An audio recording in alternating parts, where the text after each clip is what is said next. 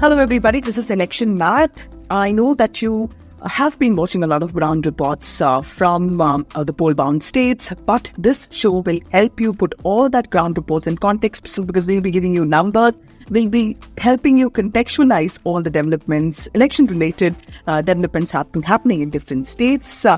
Elections are so much about political arithmetic and chemistry, and this show will help you decode how alliances are shaping in different states. How did the states vote in the past? What is the present context? Who are the important candidates? What are the important contests? And how do the numbers look like? Starting with my favorite state, Tamil Nadu.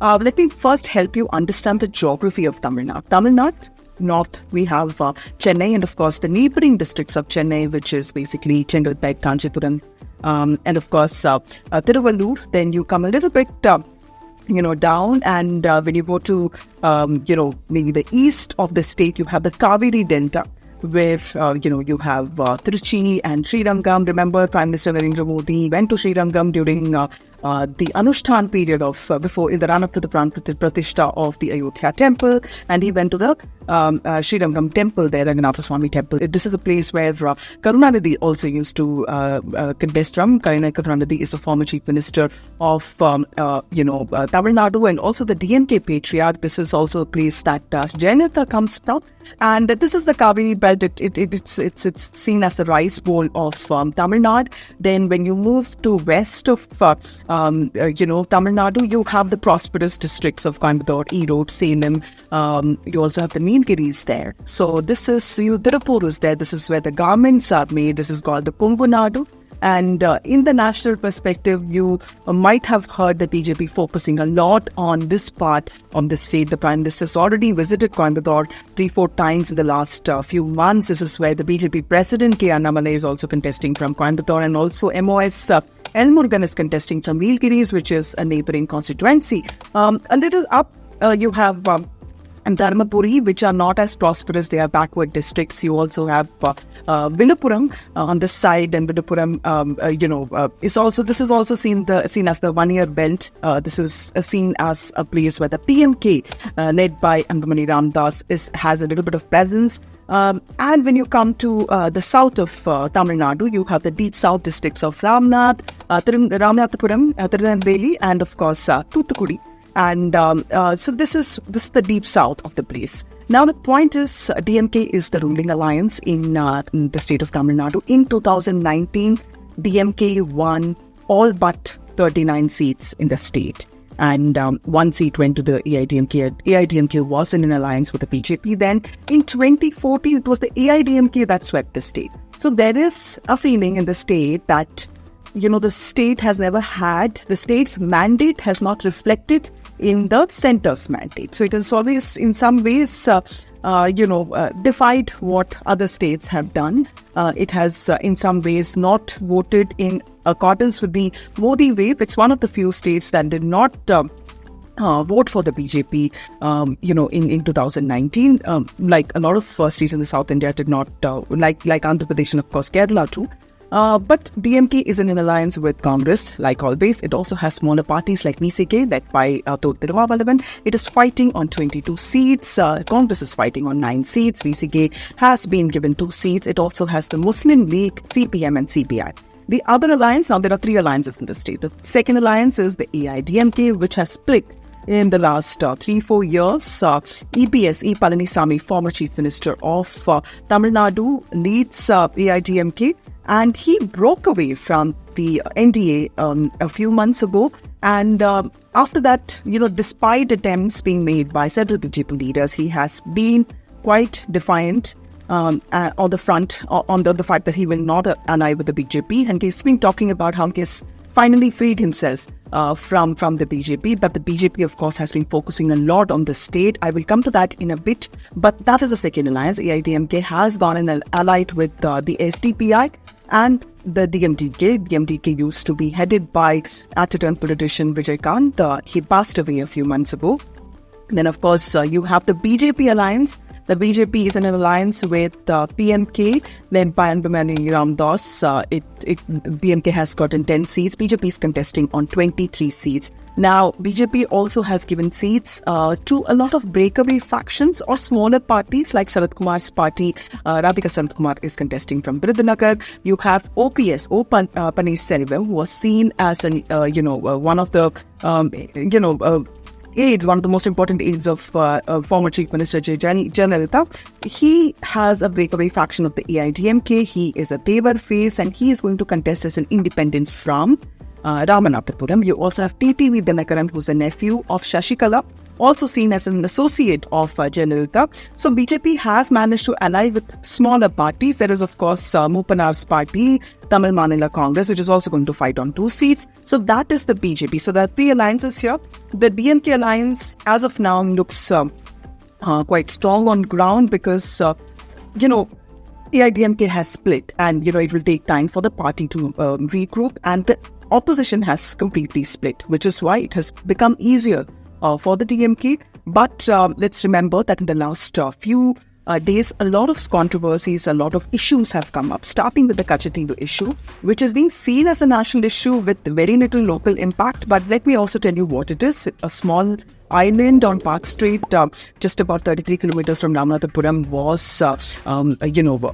was made part of Sri Lanka, and the BJP and the centre has alleged that the DMK and the Congress have been very careless about India's national integrity, national territorial boundaries, and this is something to do with fishermen rights and the lives of fishermen, and also our relationship with Sri Lanka.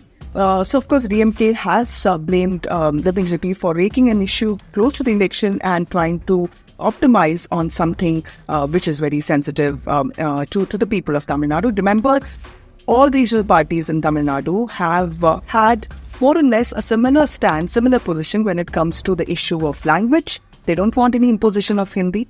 On the issue of Sri Lankan Tamils, they feel that Sri Lankan Tamils are part of the larger Tamil brethren, and it's important that they are not discriminated against.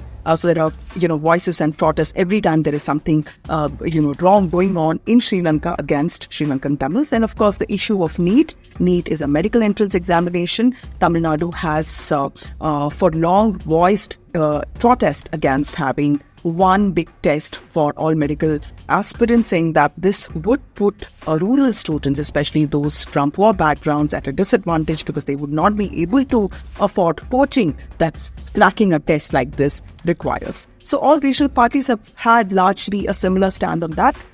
But let me also tell you that there is a certain uniqueness about Tamil Nadu when it comes to its politics. This is a state that has a very strong regional sentiment, and that regional sentiment reflects in all its policies and politics. Since 1967, it is the Dravidian parties which have been at the helm of the state, and both parties have been extremely focused on welfare policies. But they've also needed support of national parties. So DMK has always allied with the Congress, except one time when it was part of the larger NDA alliance too for a few years. AIDMK and BJP have also fought elections together, meaning to say that while the regional parties are very strong in the state, they've also needed support of national parties. But the national parties do not have that much of a say here. Now, how is the BJP trying to make inroads in Tamil Nadu? Now, the Prime Minister has made it very clear that Tamil Nadu, all his efforts towards Tamil Nadu are not just for politics, but for the future of the state. Now, the RSS and the BJP do believe that there is civilization and unity connect between North and South, and this whole North versus South divide is something that has been created to divide the larger Hindu population. This is what the RSS firmly believes in, which is why you have seen the BJP and the centre, organize programs like the Kashi Tamil Sangamam or the Saurashtra Tamil Sangamam. In the last few years, we've also seen BJP nominate people like Ilayaraja. They believe that Tamil Nadu has space for a non-Dravidian, non-Periyarite movement to grow, because Tamilians are very pious. Tamilians are very religious. The Hindu Dharam or the Hindu religion has grown extensively in Tamil Nadu, and there is a lot of emphasis on Hindu customs and rituals. This is what the BJP believes in, and it believes that the DMK, by airing views like Udayanidhi Stalin did, in the case of Sanatan Dharma, is actually defying the ethos of Tamil Nadu. The DMK, on the other hand, has believed and has propagated its own self-respect movement. Remember that this is a land where Periyar did talk about, the justice movement, and there's also a very strong anti-caste narrative, and so Sanatan Dharma comments by DMK leaders have had more of an impact outside Tamil Nadu because it allies with the larger politics of the BJP to take on any party that is seen as non-Hindu. But in Tamil Nadu, regional parties have remained together when it comes to the language sentiment, which also is something that the Prime Minister is personally trying to address. In fact, in one of his recent interviews in NDTV, he said that it is, he has always wanted to speak Tamil, and in the last few years also in United Nations General Assembly, he has made it a point to talk about Tamil poets like Subramanya Bharati and Thiruvalluvar. Now, it remains to be seen how the BJP performs in the coming elections. Remember, all 39 seats will go to polls in the first phase of elections on the April 19th, and some of the key contests and some of the key constituencies that the BJP is hoping to make a mark on are, of course, Coimbatore. Now, in Coimbatore, Annamalai, who has in the last few years come up as this very charismatic president of the BJP. He is a former IPS officer. He is contesting from Coimbatore. Now, Coimbatore MLA seat was won by Vanati Srinivasan, who was the head of the Mahila Morcha in 2021. She defeated Kamal Hassan. Now, it remains to be seen if Annamalai will make a mark, because he is, contesting against this former IT head of AIDMK and Mr. Ram, and also, the mayor of Coimbatore, former mayor of Coimbatore, Ganapati Rajkumar. So the fight is not going to be easy. L. Murugan is contesting against A. Raja, who's a former minister who was jailed for 2G. But of course, he's a DMK leader. He's going to contest against him in Nilgiris. And then there is Tamilisai Soundarajan, former Telangana governor, taking on Sumati, who is Tamarashi Tankapandian in the seat of South Chennai.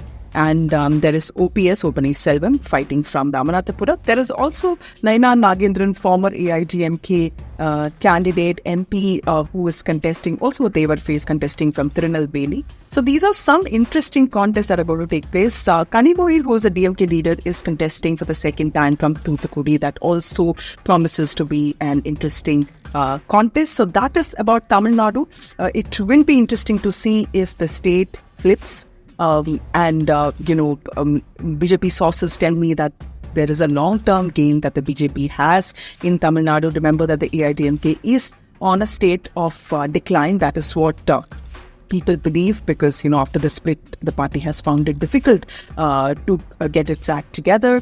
It will be interesting to see if the AIDMK performs well, if there is a certain sense of resurgence that the party has, if EPS has it in him to lead the party, and what happens after this. And it will also be interesting to see if the DMK does something about this, because, it has been 3 years since the state government came to power. It has been announcing a lot of welfare schemes. There was a welfare scheme for women's education. There was something on free transport for women. But there have also been controversies. The BJP has been raising the issue of high electricity prices. There's also this issue that the BJP has raised about the alleged drug racket that has involved some people who have been associated with the DMK in the past. This came about with the arrest of Jafar Sadiq, who is a film producer.